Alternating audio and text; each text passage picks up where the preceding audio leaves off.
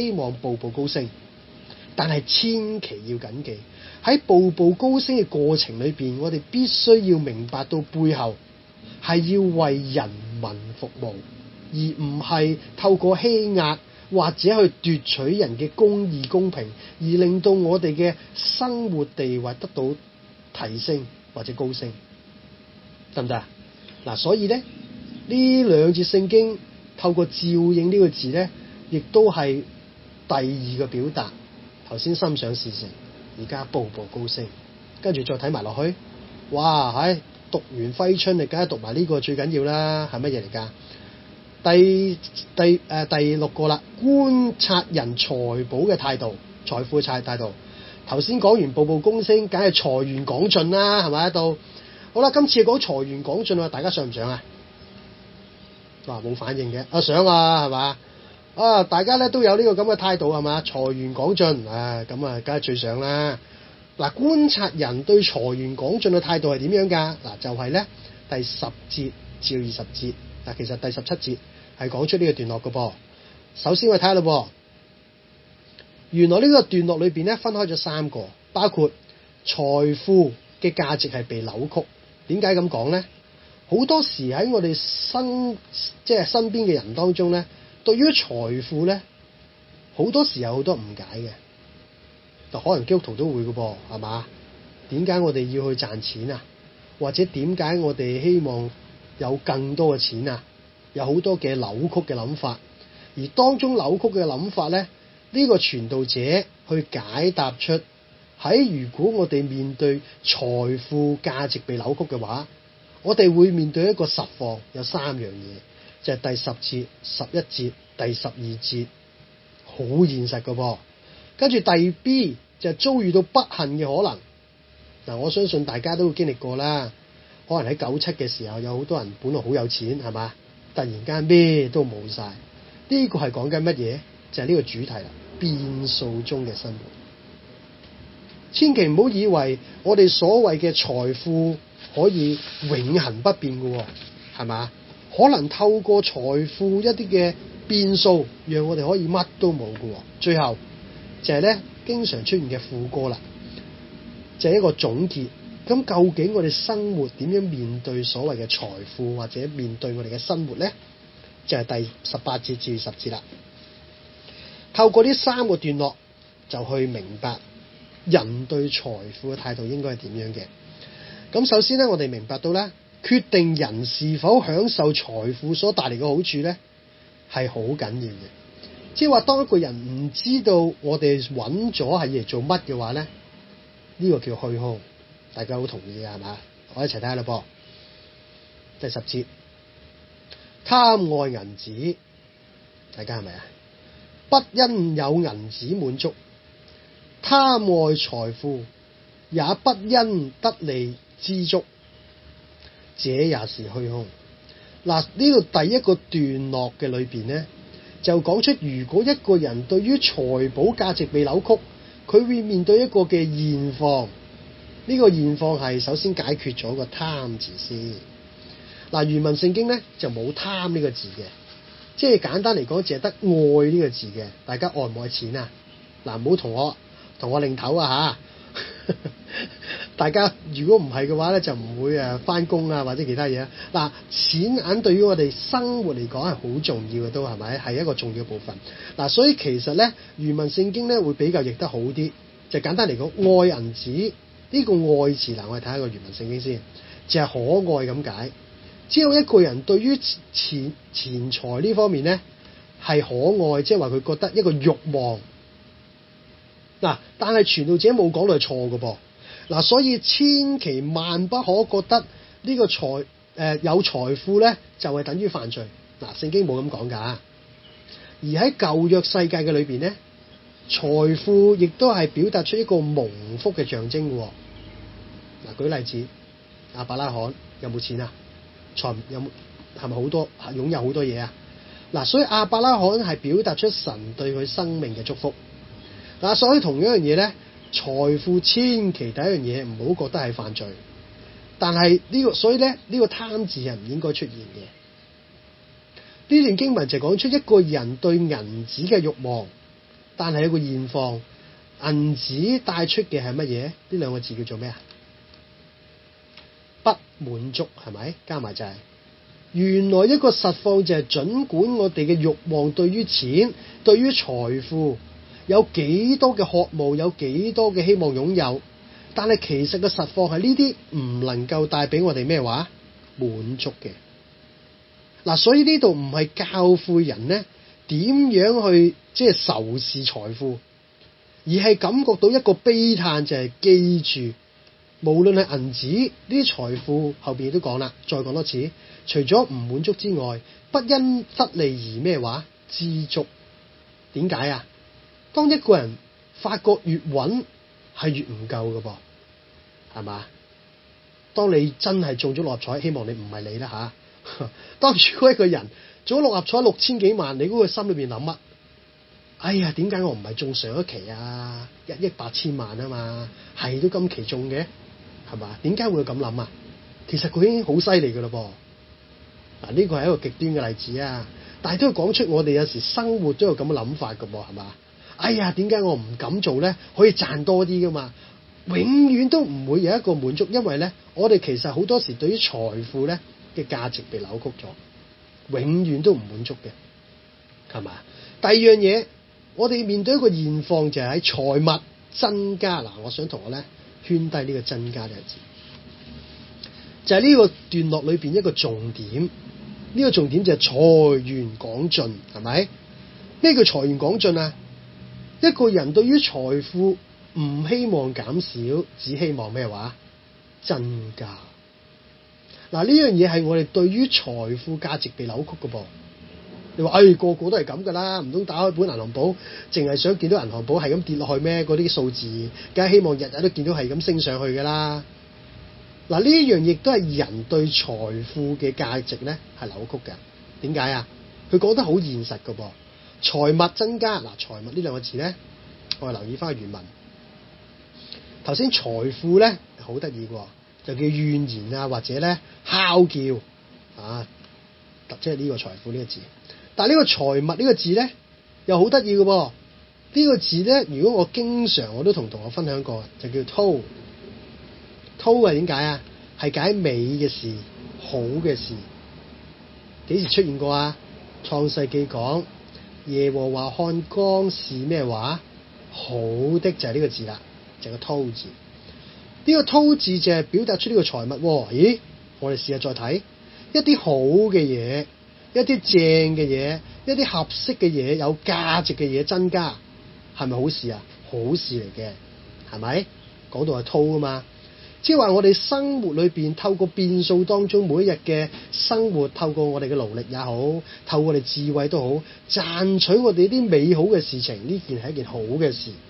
但係留意，吃用嘅人也增加。嗱，留意吃用呢兩個字，我哋睇原文聖經。吃用原文叫吞噬、燒毀。特別我想大家留意後邊呢個字好熟㗎嚇。大家咧過年之前咧成日要做呢樣嘢嘅，或者咧而家經濟咧唔係咁好啊，都要做呢樣嘢，叫做咩話？鼓勵大家消費。好現實㗎，呢個字好似好現代咁樣，係咪？係啊。嗱，我哋試下咁讀咯噃。你揾到好多好嘅嘢增加，無論你嘅財物啦，你嘅揾到你好美好合適嘅財富啦，不斷係咁增值，你會點做？你嘅消費都增加。係咪㗎？係㗎，你揾得多，跟住嗰個叫做咩？使得眾多啊！咩叫過度消費啊？嗱，就係講緊呢個聖經啦。就係當一個人揾到財寶越多嘅話，其實佢使得越多。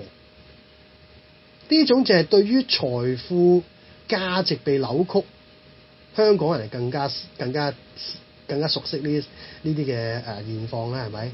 咁我都分享俾啲同學聽過上一次啊。我發覺咧自己咧嗰陣時啱啱出嚟做嘢咧，我記得嗰個人工咧就1800蚊，仲低過菲傭嘅。咁但係咧嗰啲人工咧令我覺得咧自己都唔會話好痛苦嘅喎，因為仲俾埋阿媽家用，每個禮拜仲請阿媽飲茶，哇，仲可以儲到錢嘅喎。點解啊？因為財富少，消費又會更加少，係嘛？就係呢聖經啦。但係當財富增多嘅話咧，消費咪增多咯。嗱，所以呢段經文就係講緊呢啲嘢嘅噃。物主除咗眼看以外，還有什麼益處咧？嗱，呢度講咗一個好實況嘅。當你揾得多嘅時候，呢啲叫做過眼雲煙，係嘛？一千幾百啊，猶如垃圾係嘛？有呢咁嘅説話噶嘛？好啦，呢叫過眼雲煙嘅啫，但係爭啲讀唔到添。呢度講出啊，當一個人越賺得多，其實係講緊一啲短暫嘅享受，係嘛？佢係講緊呢個現況嘅噃。第三，勞力嘅人無論吃幾多喝幾多，嗱呢度咧傳道書又提到呢啲嘢啦。吃喝唔係講緊呢啲財富，只係講緊自己夠食夠飲一啲基本嘅需要。但係呢啲人點啊？都睡得甜，幾 happy 係嘛？食飽飯飲罐啤酒，鋸鋸聲係咁瞓着啦，就係講緊呢啲人啦。但係財主好豐富嘅噃，結果乜嘢？不容安睡。第三個現況，就算你揾得多，隨時你都唔安樂嘅噃。嗱，大家有冇咁嘅經歷啊？唔使岌頭嘅嚇，即係證明大家真係揾好多係咪？當你岌頭嘅話，我都即係希望你明白到呢啲經文啊嚇，親身經歷過。哇！越揾得多就越驚冇，又或者咧瞓唔着覺，希望聽日揾更多，就係講緊呢啲嘢。嗱，所以第10節、11節、第12節係講緊一個人對財富如果價值被扭曲嘅話，佢要面對呢3樣一個好重要嘅實況。嗱，所以最後尾帶出嘅結果係乜嘢？唔知足，而且咧過眼雲煙。第三係咩啊？瞓唔到覺。跟住仲慘啦，第13節至到第17節講緊乜嘢㗎？講緊遭遇不幸嘅可能，咁慘啊！就係當一個人面對財富，嗱，仍然係咁講啊。佢講呢個財富唔係一人有錢咧，神就懲罰佢或者犯咗啲咩罪，唔係㗎，而係講出一個變數中嘅生活。佢要教導我哋，仍然係講出喺我哋擁有嘅過程底下，千祈唔好以為永遠得到啊！可能當中有變數㗎。嗱，所以透過呢個變數咧，佢要講明出喺人生裏邊會遇到一啲所謂嘅逆境，係嘛？逆境就係講出呢樣嘢啦。第13節，我看見日光之下有一件痛心嘅憾事。嗱，首先大家留意呢個憾事，下底又有個憾事。第16節，其實呢個憾事嘅原文咧，我哋睇翻呢度啊。憾事嘅原文咧就係呢度講啦，憾事或者其害、壞的、不合意嘅，其實短短由第13節至到第17節5節聖經出現過4次。嗱，所以呢個段落咧係講緊一啲令人覺得好 worse、好慘嘅事情，包括憾事啦，第一次出現。跟住第13節呢個其害，呢個害字咧又係嗰個字嚟嘅。第14節禍患呢個字咧，亦都係憾事呢個字。嗱，原文聖經咧就好似 RA 呢個字咁樣嘅，逢親一啲壞啊衰嘢咧就呢個字啦，就連續出現過4次，最後尾第16節憾事。短短5節聖經講俾人聽咧，當一個人遇到逆境，可能會面對一啲好痛苦嘅事情，咁財富可以點做？睇下啦噃。我看見日光之下有一件痛心嘅憾事，連續出現過2次㗎，就係財主呢兩個咩字？頭先講過，積聚，亦都係謹慎個字，係啦。當一個財主好謹慎，冇理由錯㗎，謹慎對於財富係咪？理財有方嘛，呢叫點解錯啊？個問題就係講出呢位財主，佢係看守住財富，佢係緊守住財富，而係講出佢係揸住唔放嘅意思。大家明唔明白佢講乜嘢啊？當一個人面對財富，佢唔善用嘅話，佢會面對一啲災害嚟到嘅話，佢唔識點面對。你話唔係喎，有錢係嘛？我哋買份保險好多保障㗎嘛。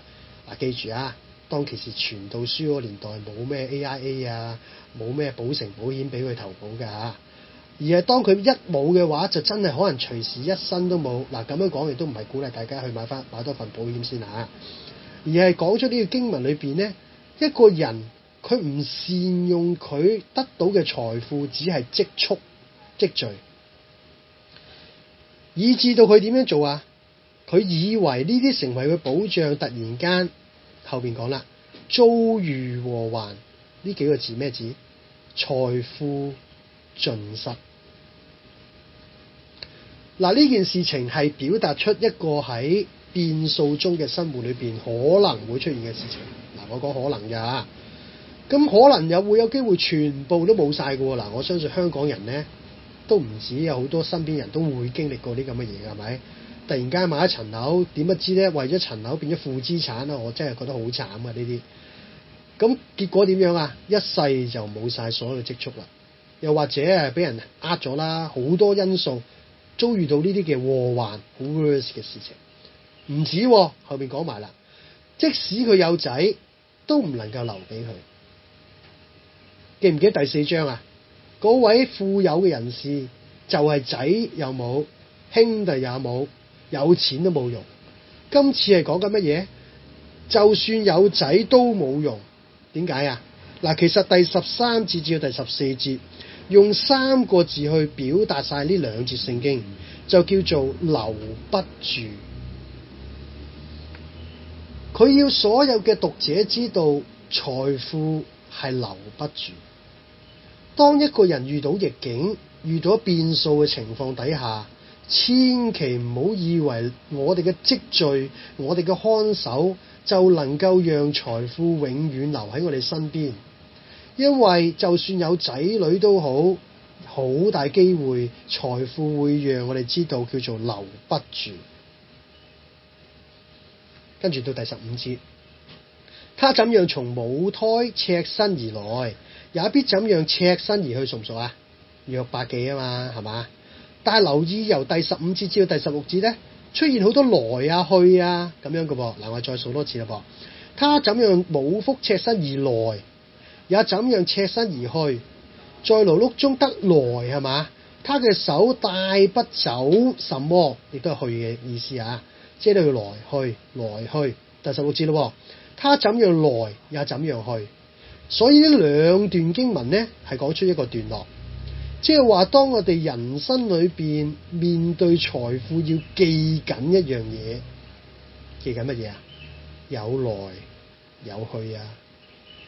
所以呢2節聖經表達3個字，頭先係留不住，呢度係帶不走。嗱，我冇講萬般㗎嚇，即係唔好當我講咗啲咩嘅佛偈啊！呢度講咗係帶不走啫。13第14節係留不住，呢度係帶不走。佢講出一個現況，我同學分享過上個星期四啊，知唔知道咧？傳統啊，我要講埋傳統先，因為上次同學咧都表達咗一啲同個答案唔同嘅。傳統啊，人死咗之後着嗰件衫啊，叫壽衣啊嘛。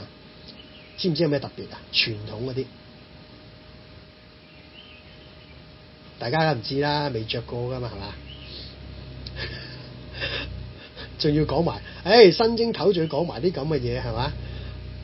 嗱，原來咧傳統嘅壽衣咧好特別嘅喎，成件衫咧係冇袋嘅噃，冇袋啊！知點解冇袋啊？佢表達出帶不走，好有意思喎，係嘛？嗱，所以呢2節聖經直都係講出我哋要明白到人生裏邊得到嘅、失去嘅好多嘢都係帶唔走，所以切記明白到生命裏邊，縱使希望呢段經文係財源廣進，我哋人生希望多，但係多嘅背後記緊要明白到留不住、帶不走。唔止喎，跟住第17節講埋3樣嘅痛苦喎。他終身在黑暗中吃喝，多有愁苦、疾病、憤怨，喂，你話唔係啊？我有錢嘅話，我好 happy 嘅喎。我有錢嘅話，用最好嘅醫生去醫我病噶嘛。我有錢嘅話，我有好多嘅 friend 同我一齊開心噶嘛。記得嗰啲説話嚇，有錢買到最好嘅床褥，但係有錢買唔到最好嘅睡眠。可以賣廣告咁啊嘛！我有錢買到好多嘅朋友，但係有錢買唔到最真正嘅友誼。講到呢度啊，好似好即係嗰啲即係國內嗰啲宣傳咁樣嘅。嗱，呢度正正就係講出呢樣嘢嘅，就係佢終身在黑暗中。嗱，我首先要解決黑暗中呢個字先。嗱，原來黑暗中咧有兩個解釋。第一個解釋咧就係話一個人喺應該可以享受嘅時候，佢唔識去享受，呢個叫黑暗中，得唔得啊？嗱，第二個解釋咧就比較貼近猶太人嘅。猶太人喺後期嘅文獻裏邊咧，黑暗中呢三粒字咧，有好多嘅著作咧就係講佢係講緊係儲錢或者係數錢嘅，即係話佢終身就匿埋角落頭嗰度咧，係咁喺度數錢，但係唔用嘅噃。一路係咁喺度數，哇！自己喺咪咪嘴喺度笑，哇！又多咗啦咁樣。每晚就係咁喺度數，就喺黑暗當中喺度數錢。佢嘅吃喝係多愁煩。第一係愁煩，第二係有疾病。嗱，第三就講出一個憤怨。佢表達出喺佢身體有疾病、心理有病態嘅痛苦當中。但係最有興趣咧，嗱，我哋睇睇頭先講緊嘅疾病啊、愁煩啊或者憤怨咧，好有趣喎！我又抄下呢啲原文聖經啦。嗱，呢度我碌屎呢度，你留唔留意到我 call 咗呢啲原文聖經咧？好多情況底下都係邊卷聖經裏面出現？呢個係咩字？係啊，申命記啊！嗱，如果同學如果記得我講嘅申命記咧，28章至31章係講乜嘢？就係講出一個人去願意遵行神嘅律法底下，佢得到嘅祝福，同埋佢如果唔聽神嘅話得到嘅咒詛。嗱，佢所講嘅咒詛全部有晒呢三樣嘢嘅，包括愁煩、疾病、憤怨。所以呢度表達出，如果一個人嘅生命面對個財富唔識點樣好好去運用，佢嘅生命會跌進喺好似神嘅咒詛嗰種嘅痛苦嘅當中，明唔明白啊？嗱，所以以色列人咧睇呢啲字眼咧，佢即刻就諗到申命記㗎啦。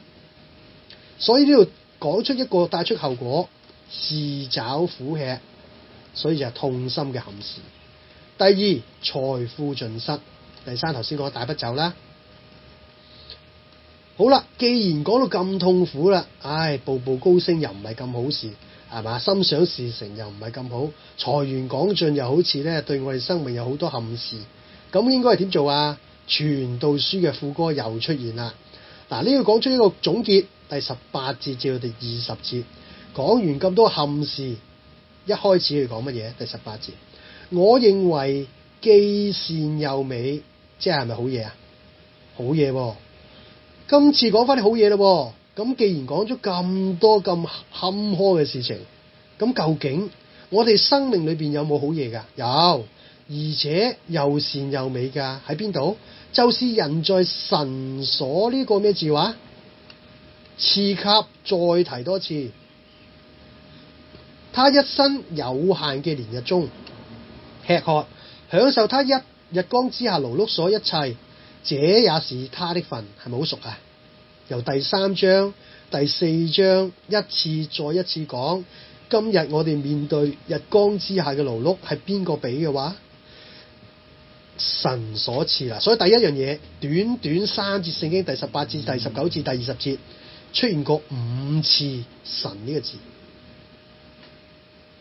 嗱，所以咧，我絕對相信呢張聖經咧係前後對應嘅。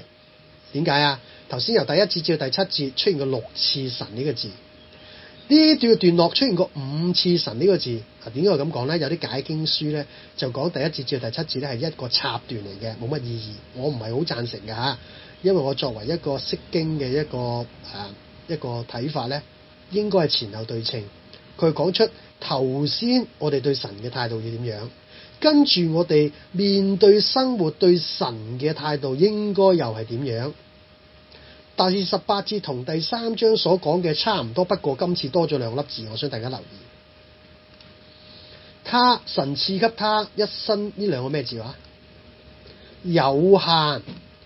所以每一次讀親副歌咧，其實佢每次都唔同嘅噃，佢每次都加多少少嘢或者減咗一啲嘢嘅噃，佢係想表達頭先所講嘅內容裏邊一啲嘅重點。呢個重點係有限。咩叫有限啊？睇下下低，有限原文聖經叫做數目、計算、可數，又或者叫做一生少少數目的日子，即係咩啊？廣東話比較精警啲，叫做丁屎咁多，係嘛？咁樣會比較理解好啲，係嘛？再讀多次，就是人在神所賜他人生丁屎咁多嘅日子，有啲咩做啊？吃喝。我再次提及到呢個吃喝唔係講緊我哋生命當中咩轟轟烈烈嘅大事，而係講出我哋每一日生活裏邊好基本嘅需要，淨係食啊、吃啊、喝啊，好基本嘅嘢啫。呢啲咁丁屎喺我人生出現，都係神所賜。所以咧，短短3節聖經提及到神所賜3樣嘢。第一，神所賜俾我哋一生丁屎嘅年日。丁屎嘅年日，神所賜有咩用啊？好簡單啫。如果我哋唔知道係咁丁屎嘅話，我哋人生好容易就會浪費。點解咁講咧？每一次我聽親傳道書咧，好多學者也好，解經書都好咧，好中意講啲例子嘅。有啲乜嘢人最珍惜自己日子或者生命嘅咧？知唔知咩人啊？係啦，冇錯啦。當醫生同佢講林生，仲有3個月命㗎咋你？哇！嗰3個月你會點過啊？慢慢，原來得丁屎咁多年日。如果過咗3個月，仲喺度擘開隻眼，仲同大家查緊經，呢啲叫做咩啊？呢啲叫恩典啊！所以呢度表達出原來我哋每一日嘅生活，儘管係好丁屎，我哋都明白到所有都係神所賜予我哋嘅噃。第二樣嘢賜予我哋乜嘢？就係第19節，蒙神賜又提咯噃嘅財富與資財。今日我哋生命裏邊得到生命裏邊嘅財富，或者生命裏邊得到嘅資財，係邊個俾㗎？神俾嘅。所以呢度要解決一個人對財富嘅態度，要明白呢啲唔係應份，而係乜嘢？後邊再講多次，神使他能夠享用，並且取自己嘅福分。再提多一次。佢要再提多次，作讀者記住啊！今日我哋生命所擁有唔係應份，而係福分，而且在勞碌中所得自得其樂，這也是神的恩賜。所以第3樣嘢就係我喺生命裏邊取到我哋人生自己嗰份。呢度表達唔係話我哋自食其力啊，或者各方面或者靠自己啊，人定勝天啊呢啲咁嘅諗法。而係表達出我哋每一日神俾我哋仍然有勞碌。連續出現過2次嘅喎，呢2節聖經呢個勞碌表達出喺我哋嘅生活裏邊，透過我哋有手有腳去賺取我哋賺取到嘅一啲嘅報酬，呢啲係神嘅恩賜。大家唔知同唔同意嘅咧？當咧夜晚上堂嘅同學咧，我就好中意同大家講啊，一提勞碌就好痛苦，因為聽日又要翻工，係咪？禮拜6好啲，因為聽日咧可能在座啲同學都可以放假，係咪？所以就係講緊勞碌呢樣嘢咧，表面睇上嚟喺我哋生命嘅當中唔係好嘢嚟嘅。但係如果我哋明白到呢個係神賜予俾我哋有手有腳去面對我哋嘅生活嘅話，呢種係神嘅恩賜。有陣時都會㗎，係嘛？我哋唔會諗到原來每一日有健康嘅身體唔係必然嘅噃，係嘛？所以呢段經文話俾讀者知道乜嘢叫做又善又美啊？就係我哋嘅內心裏邊好清楚明白神嘅賜予。再講多次噃，亦都好清楚明白我哋生命裏面所得嘅係一個福分，係神嘅恩典。呢一樣嘢就係我哋生命應該要有嘅態度，而且係享受財富嘅正面態度。我哋點樣可以滿足啊？有陣時都會㗎，神俾我哋嘅一切，讓我哋可以滿足。點解我哋唔希望賺取更多啦？但賺取多係一個正常嘅一個心態。如果唔係，大家都唔會返工，係咪？但喺賺取多嘅過程裏邊，我哋必須要明白賺取嘅過程裏邊唔係應份，而係福分。最後，他不多思念自己一生嘅年日，對照翻，因為呢啲係丁史嘅年日，即係話我哋乜都唔使諗啊？唔係，而係喺過程裏邊，一生嘅過程裏邊，我哋明白到這是神的恩賜，神使喜樂充滿他的心。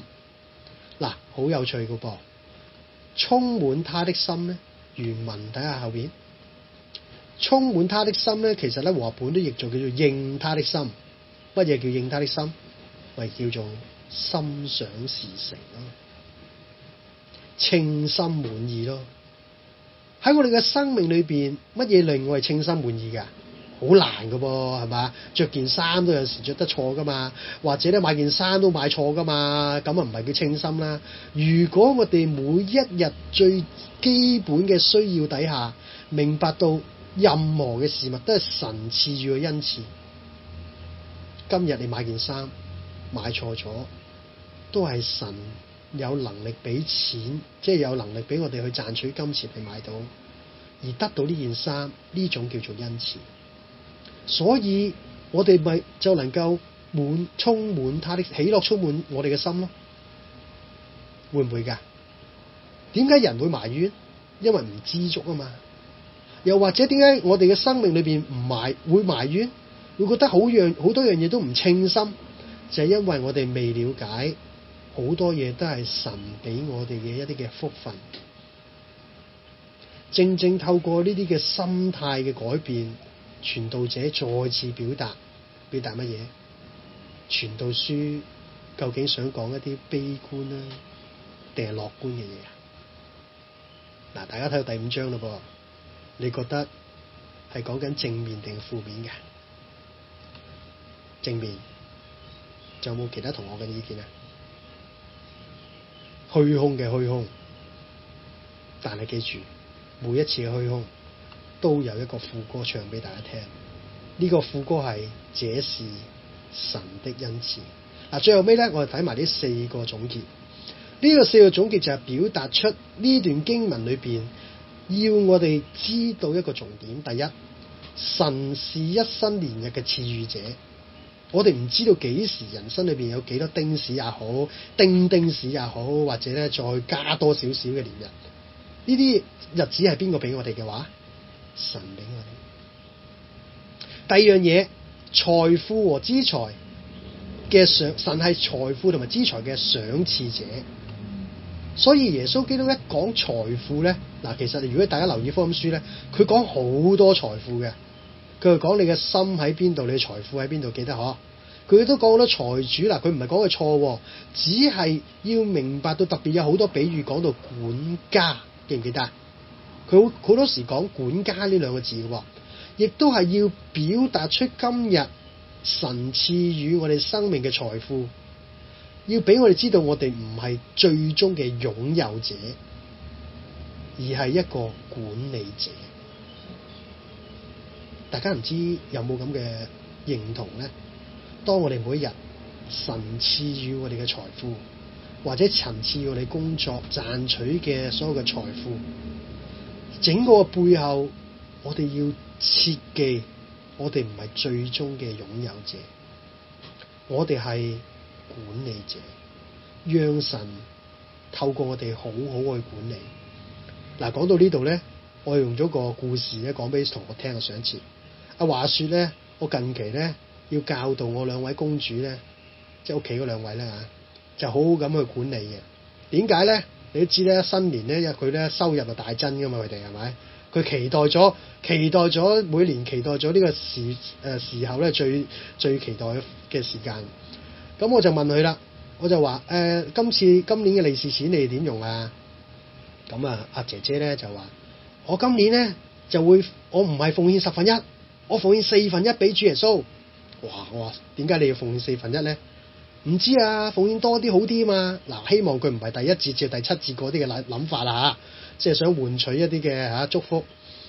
第二樣嘢咧，我發覺咧呢位即係我位公主啊，佢換咗即係佢未拆利是噶嘛，其實佢一早已經拆咗噶啦，就一早袋咗啲錢咧，就諗住去買嘢。而另外我個細女咧好唔知係咪聽咗我咁嘅教導啦，佢咧就去到即係超級市場啊，去到其他啲買嘢嘅地方咧，佢見到咧好想買，跟住咧佢就問完佢媽咪咧買唔買得啊？跟住佢媽咪同佢講用你嘅錢㗎噃，跟住佢就同佢媽咪講啦，咁我唔買啦。佢明白到我希望佢明白到啊，佢過佢哋嘅手係乜嘢話？管理者。第三，神使人勞碌中享受自己嘅份。記住啊，我哋再次提醒我哋今日有工作，都係嗰句啦。可能我哋工作有時都幾艱辛係咪？或者幾辛苦啊？可能呢家係咪老細咧就唔係加人工個加人工係加辛苦嘅薪係咪？儘管係咁，我哋明白到喺我哋生活裏邊面對嘅勞碌係神俾我哋有氣有力嘅一個福分。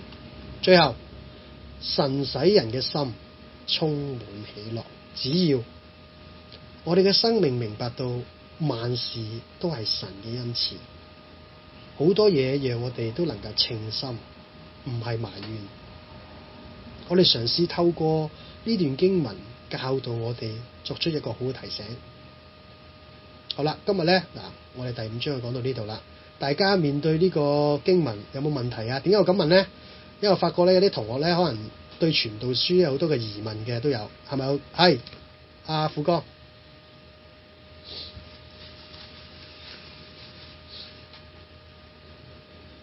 睇下先，心想事成。